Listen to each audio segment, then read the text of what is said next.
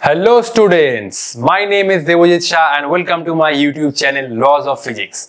तो आज हम लोग क्या सीखने जा रहे हैं? आज हम लोग सीखने जा रहे हैं कि कैसे हम लोग इलेक्ट्रिक फील्ड और पोटेंशियल डिफरेंस को ग्राफिकल मेथड से भी मेजर कर सकते हैं। ठीक है, अगर कोई एक V वर्सेस R या E वर्सेस R गिवन हो तो उस केस में हमें ग्राफिकल मेथड से कौन कौन सा क्वांटिटी मेजर करना पड़ सकता है, वो आज की वीडियो में हम डिस्कस करने जा रहे हैं। आई होप आप लोग मुझे सपोर्ट करेंगे।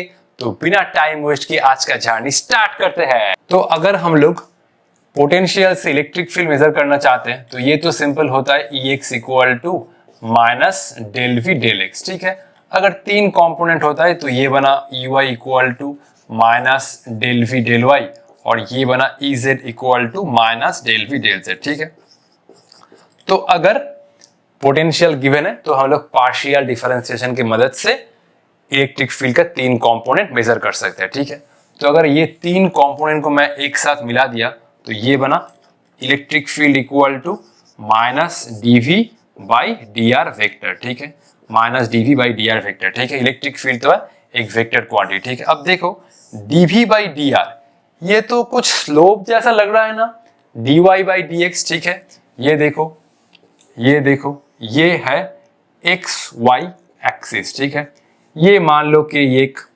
स्ट्रेट लाइन है। ठीक है, तो ये हुआ स्लोप मतलब ये जो स्ट्रेट लाइन पॉजिटिव एक्स के साथ जो एंगल बन रहा है उसको हम लोग स्लोप कहते हैं। ठीक है, तो इस वाले में भी हम लोग स्लोप निकाल सकते हैं। ये हुआ थीटा, ये हुआ एक छोटा सा डी वाई, ये हुआ डी एक्स। ठीक है, तो स्लोप मतलब क्या हुआ? स्लोप मतलब हुआ tan थीटा और ये बना कितना? D Y by D X. ठीक है, तो ऐसे ही देखो dv बाई डी आर लग रहा है कुछ ना, तो v वर्सेस r प्लॉट का जो स्लोप निकल के आएगा उसके सामने एक माइनस लगा दो, आ जाएगा इलेक्ट्रिक फील्ड। ठीक है, तो इसको हम लोग ऐसे समझ सकते हैं, electric field equal to slope of v मतलब पोटेंशियल। ठीक है, v मतलब पोटेंशियल वर्सेस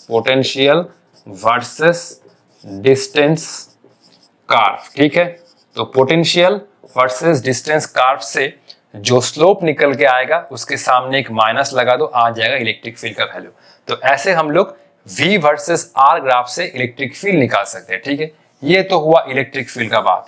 नेक्स्ट हम लोग ये देखे थे कि नॉन यूनिफॉर्म, ये हुआ नॉन यूनिफॉर्म इलेक्ट्रिक फील्ड।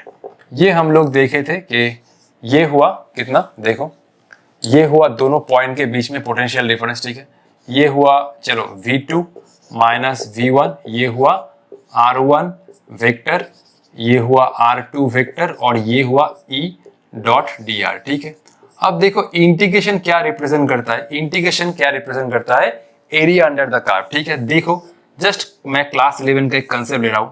अगर मान लो, अच्छा चलो ये अगर मान लो ये एक फोर्स है। ठीक है, ये हुआ फोर्स का कर्व और ये हुआ डिस्प्लेसमेंट का कर्व। ठीक है, कोई एक फोर्स है ऐसे वेरी कर रहा है। ठीक है, डिस्प्लेसमेंट के साथ। ठीक है, चलो अच्छा ये पोजीशन है। ठीक है, मान लो पोजीशन है, तो ये हुआ पोजीशन x1, ये हुआ पोजीशन x2। वर्क डन क्या होगा? वर्क डन हम लोग ग्राफिकल मेथड से मेजर कर सकते हैं। तो इस केस में वर्क डन आ जाएगा सिंपल, ये हुआ x1 टू x2, ये हो जाएगा FDS जो रिप्रेजेंट कर रहा है एरिया अंडर द कर्व। ठीक है, तो ये तो हम लोग जानते हैं कि इंटीग्रेशन क्या रिप्रेजेंट करता है, simple area under the curve. तो इस केस में भी अगर इलेक्ट्रिक फील्ड और r का डिस्टेंस, r का कर्व गिवन है। ठीक है, तो ये मान लो है, ये एक है कुछ इलेक्ट्रिक फील्ड। अच्छा इसको थोड़ा जूम कर लेता है, रुको थोड़ा। ठीक है, इसको मैं अभी इरेज कर रहा हूँ। ठीक है, चलो इसको इरेज कर रहा हूँ। ठीक है, देखो सपोज इलेक्ट्रिक फील्ड और डिस्टेंस का कर्व गिवन है। ठीक है, तो ये हुआ मान लो कि इलेक्ट्रिक फील्ड और r का कर्व। ठीक है, ये हुआ इलेक्ट्रिक फील्ड और ये हुआ r। ठीक है, ऐसे इलेक्ट्रिक फील्ड वेरी कर रहा है मान लो। ठीक है, ये हुआ पोजीशन वेक्टर R1 और ये हुआ पोजीशन वेक्टर R2। ठीक है, इस पॉइंट पर पोटेंशियल है V1 और इस पॉइंट पर जो पोटेंशियल है V2। अच्छा सॉरी, ठीक है, अच्छा ये हुआ इलेक्ट्रिक फील्ड। ठीक है, चलो कोई बात नहीं। ठीक है, अच्छा ये तो इलेक्ट्रिक फील्ड का वैल्यू आएगा ना। ठीक है, चलो तो बेसिकली ये R इक्वल टू R1 पर पोटेंशियल है V1 और R इक्वल टू R2 पर पोटेंशियल है V2। तो बेसिकली अगर हम ये फॉर्मूला जानते हैं और अगर ग्राफिकल मेथड हमें पता है तो हम लोग इस ग्राफ से भी दोनों पॉइंट के बीच में पोटेंशियल निकाल सकते हैं। कैसे? ये हुआ V2 minus V1 delta V मतलब पोटेंशियल डिफरेंस, ये हो जाएगा simple area under the curve. ठीक है, अगर कोई कार्व का हमें एरिया पता हो, ठीक है, तो हम लोग सिंपल एरिया निकालेंगे और उसके सामने एक माइनस लगा देंगे, तो दोनों पॉइंट के बीच में पोटेंशियल डिफरेंस आ जाएगा। ठीक है, ये तो हुआ इंटीग्रेशन मेथड। इंटीग्रेशन मेथड से हमने कैसे पोटेंशियल डिफरेंस निकाला वो तो मैंने लास्ट वीडियो में आप लोगों के साथ डिटेल्स में डिस्कस किया है, आप लोग एक बार जरूर देख लेना। और अगर E और R का ग्राफ गिवन हो मतलब इलेक्ट्रिक फील्ड और पोटेंशियल, तो एरिया से भी हम लोग पोटेंशियल डिफरेंस निकाल सकते हैं। ठीक है, और अगर देखो, और अगर ये पोटेंशियल और R का प्लॉट कार्व है, ठीक है, ये कुछ कार्व है, ठीक है, तो जिस पॉइंट पर इलेक्ट्रिक फील्ड निकालना चाहते हो उस पॉइंट पर स्लोप फाइंड करो और स्लोप के आगे माइनस लगा दो, इलेक्ट्रिक फील्ड आ जाएगा। ठीक है, तो ये हुआ दोनों कंसेप्ट। ठीक है, चलो ठीक है, अगर V वर्सेस R का गिवन है तो स्लोप निकालो, आ जाएगा इलेक्ट्रिक फील्ड। अगर E वर्सेस R का गिवन है, एरिया निकालो, उसके सामने माइनस लगा दो, आ जाएगा पोटेंशियल डिफरेंस। ठीक है, अब मैं 3 प्रॉब्लम या 2 प्रॉब्लम डिस्कस करूंगा। 2 प्रॉब्लम मैंने एसएल लोडा बुक से लिया है और लास्ट वाला प्रॉब्लम मैंने खुद से बनाया है। ठीक है, तुम लोगों के लिए। ठीक है, कॉपी कर लो, प्रॉब्लम डिस्कस करेंगे। ठीक है, चलो, तो ये हुआ पहला क्वेश्चन। पहला क्वेश्चन बहुत शानदार है। इस एक्सिस पर पोटेंशियल प्लॉट है और इस एक्सिस में डिस्टेंस मेजर हो रहा है। ये कर्व गिवन है। क्वेश्चन क्या है? Identify the point where electric field is maximum and zero. ठीक है, तो इलेक्ट्रिक फील्ड निकालने का एक ही तरीका है, पोटेंशियल वर्सेस डिस्टेंस प्लॉट से स्लोप निकालो, उसके आगे माइनस लगा दो। ठीक है, तो ये होता है simple E equal to minus of slope ना, पोटेंशियल वर्सेस डिस्टेंस ग्राफ से स्लोप निकालना होगा, उसके सामने एक माइनस लगाना होगा। अब स्लोप कैसे निकालते हैं? देखो, ये वाला पॉइंट एक स्ट्रेट लाइन है। ठीक है, तो ए पॉइंट पर, ठीक है, ए पॉइंट पर जो स्लोप होगा, ठीक है, जो स्लोप होगा वो क्या होगा? वो होगा dv बाई dx। इस पॉइंट पर पोटेंशियल कांस्टेंट है तो dv बाई dx होगा 0। ठीक है, इस पॉइंट पर तो जो स्लोप है वो 0 है, तो electric field at the point A क्या होगा? सिंपल 0 होगा। ठीक है, स्लोप 0 है। अब देखो, बी पॉइंट पर पोटेंशियल तो नहीं गिवन है लेकिन स्लोप निकालना होगा। ठीक है, इसको कैसे करना होगा? देखो, तो बी पॉइंट पर स्लोप निकालने के लिए एक टेंजेंट ड्रॉ करना होगा। ठीक है, ये वाला एक टेंजेंट, ठीक है, ये वाला एक टेंजेंट। ठीक है, देखो, ये वाला एक टेंजेंट ड्रॉ किया। ठीक है, ये टेंजेंट, तो ये टेंजेंट एक्स एक्सिस के साथ कितना एंगल बनाएगा? ऑब्वियसली अगर टेंजेंट ऐसा ड्रॉ होता है तो उस केस में स्लोप बनता है नेगेटिव। ठीक है, ये एक बार मैं रिवाइज कर देता हूँ। ठीक है, देखो, अगर स्लोप बन रहा है ऐसे ऐसे ऐसे, तो इस केस में स्लोप आएगा पॉजिटिव। ठीक है, और अगर स्लोप बन रहा है ऐसे ऐसे, तो इस केस में स्लोप बनेगा नेगेटिव। ठीक है, तो ये हुआ टेंजेंट। ठीक है, इस केस में स्लोप आएगा नेगेटिव। ठीक है, एट बी स्लोप कितना हो रहा है? स्लोप हो रहा है dv बाई dx। ठीक है, स्लोप आएगा नेगेटिव, तो ये हुआ लेस देन 0। ठीक है, तो इलेक्ट्रिक फील्ड एट बी क्या होगा? ये हुआ माइनस ऑफ समथिंग, क्या होगा? ये हुआ माइनस ऑफ माइनस, नेगेटिव ना, तो ये होगा समथिंग पॉजिटिव। ठीक है, बी पॉइंट पर स्लोप है नेगेटिव लेस देन 0, तो स्लोप नेगेटिव है तो माइनस तो सामने नेगेटिव नेगेटिव पॉजिटिव। ठीक है, चलो सी पॉइंट पर निकालते हैं स्लोप। ठीक है, देखो सी पॉइंट पर, ठीक है, सी पॉइंट पर डी बाई डी एक्स क्या, ग्रेटर देन 0 या लेस देन 0। ठीक है, देखो, तो कर्व जा रहा है ऐसे, कर्व जिस डायरेक्शन में जा रहा है टेंजेंट भी उसी डायरेक्शन में ड्रॉ करना। टेंजेंट इस डायरेक्शन में ड्रॉ मत कर देना। ठीक है, देखो, तो ये वाला हुआ सी पॉइंट पे टेंजेंट। अगर स्लोप ऐसे होता है, मतलब टेंजेंट ऐसे होता है, तो इस केस में स्लोप होगा पॉजिटिव, तो सी पॉइंट पर जो स्लोप होगा वो होगा positive, dv by ds greater than 0। तो अगर ये पॉजिटिव है तो electric field at the point C ये हुआ नेगेटिव, और पॉजिटिव ये बन जाएगा सिंपल नेगेटिव। ठीक है, तो ए पॉइंट पर इलेक्ट्रिक फील्ड 0 है, बी पॉइंट पर इलेक्ट्रिक फील्ड पॉजिटिव है, सी पॉइंट पर इलेक्ट्रिक फील्ड नेगेटिव है। अब देखो, मैक्सिमम कहाँ हो रहा है? मैक्सिमम तो ये वाला है, बी पॉइंट पर इलेक्ट्रिक फील्ड है मैक्सिमम, और 0 कहाँ पर है? 0 है electric field at the A point पर। ठीक है, तो मैक्सिमम इलेक्ट्रिक फील्ड है एट द पोजीशन बी और 0 इलेक्ट्रिक फील्ड है एट द पोजीशन ए। ठीक है, सी पॉइंट पर इलेक्ट्रिक फील्ड सबसे कम होगा। ठीक है, क्योंकि नेगेटिव में ऑब्वियसली। ठीक है, कॉपी कर लो, नेक्स्ट हम लोग और एक प्रॉब्लम करेंगे। ठीक है, चलो, तो पोटेंशियल डिस्टेंस के साथ कैसे वेरी कराए? ठीक है, इसका एक प्लॉट गिवन है। ठीक है, ये डिस्टेंस है, ये पोटेंशियल है, पोटेंशियल का वैल्यू नहीं गिवन है। ठीक है, तो E वर्सेस X का एक ग्राफ प्लॉट करना है। ठीक है, तो कैसे करना होगा? सिंपल स्लोप फाइंड करो और उसके सामने एक माइनस लगा दो, इलेक्ट्रिक फील्ड का प्लॉट खुद ब खुद आ जाएगा। ठीक है, तो पहले हम लोग 0 से लेकर 1 के बीच में बात करेंगे। ठीक है, ये हम लोग बात करेंगे x equal to 0 to x equal to 1। ठीक है, देखो स्लोप क्या है, स्लोप मतलब dv बाई dx ना, यही तो स्लोप है। ठीक है, स्लोप क्या है, देखो स्लोप है पॉजिटिव है ऑब्वियसली, अगर लाइन ऐसे होता है तो ये हुआ पॉजिटिव एंड ये वाला स्लोप होगा कांस्टेंट। ठीक है, स्लोप होगा कांस्टेंट। ठीक है, अब देखो x इक्वल टू, अच्छा इसी में हम लोग इलेक्ट्रिक फील्ड का भी एक साथ डिस्कशन कर लेते हैं। तो x equal to 0 to x equal to 1 formula क्या था, E equal to minus of slope ना, स्लोप। तो x equal to 0 to x equal to 1 electric field क्या हो जाएगा, इलेक्ट्रिक फील्ड हो जाएगा नेगेटिव कांस्टेंट। ठीक है, ये हो जाएगा नेगेटिव कांस्टेंट, क्योंकि सामने एक माइनस लगा दो तो ये होगा नेगेटिव कांस्टेंट। ठीक है, चलो आगे जाते हैं। ठीक है, ये हुआ next x equal to 1 to x equal to 2, ये हुआ x equal to 1 to x equal to 2। ठीक है, ये देखो पोटेंशियल कांस्टेंट है तो ये हुआ पोटेंशियल कांस्टेंट। अगर पोटेंशियल कांस्टेंट है तो स्लोप कितना आएगा भाई, स्लोप आएगा सिंपल dv बाई dx, ये आएगा 0। ठीक है, तो x इक्वल टू 1 से लेकर x इक्वल टू 2 के बीच में जो इलेक्ट्रिक फील्ड होगा वो माइनस ऑफ 0 मतलब 0 होगा। ठीक है, सिंपल। अब 2 से 3 का बात करते हैं, x equal to 2 to x equal to 3। देखो इस केस में जो स्लोप है वो आएगा negative, slope equal to dv by dx। ये देखो ये लाइन ऐसे है तो ऑब्वियसली ये जो स्लोप आएगा वो नेगेटिव होगा, तो ये हुआ नेगेटिव एंड कांस्टेंट ना।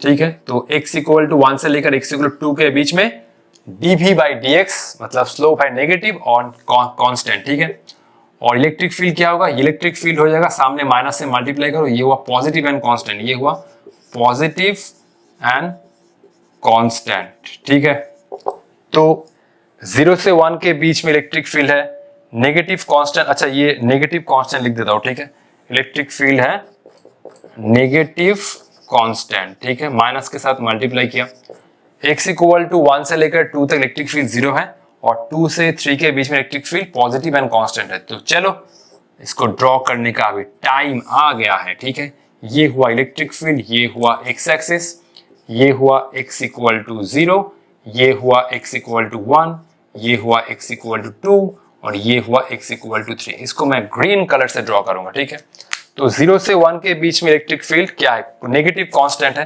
तो इसको मैं ऐसे ड्रॉ करूंगा। ठीक है, देखो ठीक है, तो ये हुआ इलेक्ट्रिक फील्ड। ठीक है, ये हुआ इलेक्ट्रिक फील्ड। ठीक है, ठीक है, चलो इलेक्ट्रिक फील्ड है। ठीक है, अब अरे ये लाइन कैसे हो गया, देखो 1 से 2 के बीच में इलेक्ट्रिक फील्ड है 0, तो ये हुआ 0, अरे अरे अरे अरे ये हुआ 0। ठीक है, ये हुआ 0।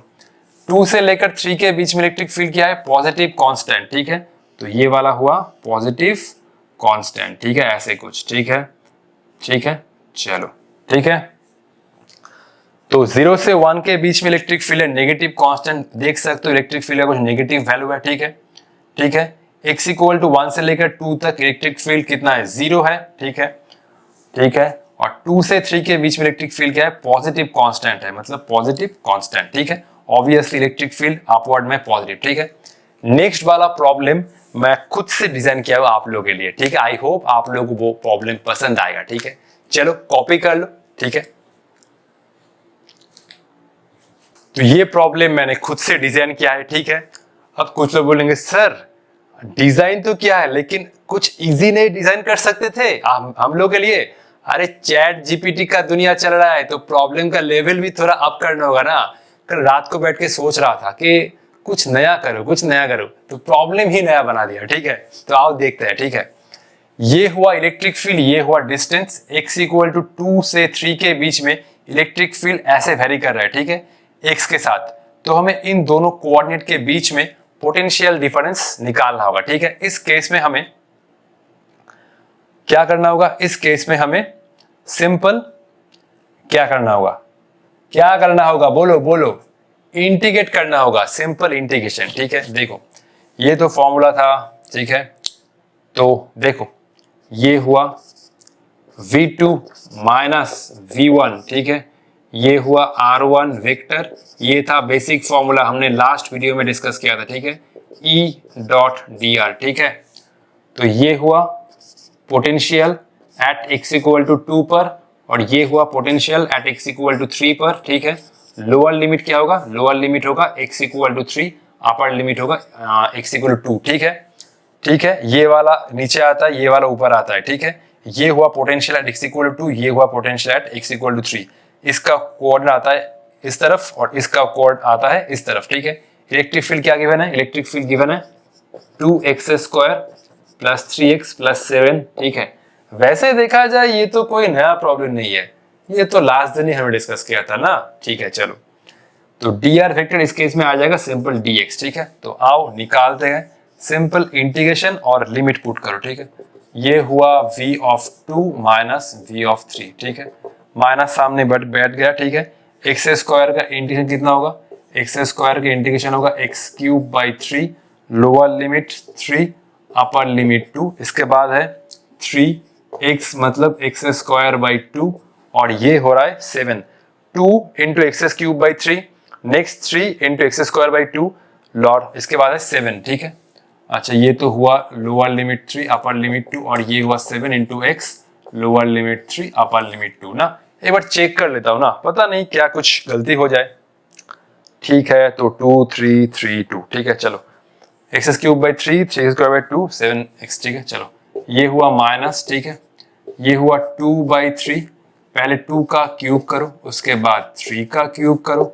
ये हुआ 3 बाई 2, पहले 2 का स्क्वायर, ये हुआ 3 का स्क्वायर, नेक्स्ट 7, ये हुआ 2 माइनस 3, ठीक है। अब ये कितना हुआ, ये हुआ 2 बाई 3, ये हुआ 8 माइनस 27, कितना आता है 8 माइनस 27 माइनस 19, ठीक है। ये हुआ माइनस 19, और ये हुआ 3 बाई 2, ये कितना हो रहा है 4 माइनस 9, कितना हो रहा है माइनस 5 ना, ये हुआ माइनस 5, और ये हुआ 7, 2 माइनस 3 मतलब माइनस 1, ठीक है। ये कितना हुआ माइनस 38 बाई 3, ये हुआ माइनस 15 बाई 2, और ये हुआ माइनस 7, ठीक है। तो सिंपल 38 बाई 3, ये हुआ 15 बाई 2, और ये हुआ 7, इसके आगे कर लेना, ठीक है। इतना तो तुम लोग कर ही सकते हो। ये हुआ वोल्ट, ठीक है। मैं एक बार चेक कर देता हूँ, ये हुआ 2 by 3, 2 cube minus 3 cube, 3 by 2, 2 square minus 3 square, ये हुआ 7, 2 minus 3, 2 by 3, 8 minus 27 minus 19, 3 by 2, 4 minus 9 minus 5, 7 into minus 1, ये हुआ माइनस 38 बाई 3, ये हुआ माइनस 15 बाई 2, ये हुआ minus 7, minus minus plus minus minus plus minus minus plus. तो ये आएगा दोनों पॉइंट के बीच में पोटेंशियल डिफरेंस, ठीक है। इस केस में जस्ट ये ग्राफ तुम लोगों को कंफ्यूज करने के लिए दिया है, ठीक है। मैंने जो प्रॉब्लम डिजाइन किया था, ठीक है, इसके आगे कर लेना, ठीक है। तो ठीक है, पढ़ाई करते रहो, मिलते हैं नेक्स्ट वीडियो में। नेक्स्ट वीडियो हम लोग डिस्कस करेंगे इक्वी पोटेंशियल सरफेस का कंसेप्ट, ठीक है। All the best.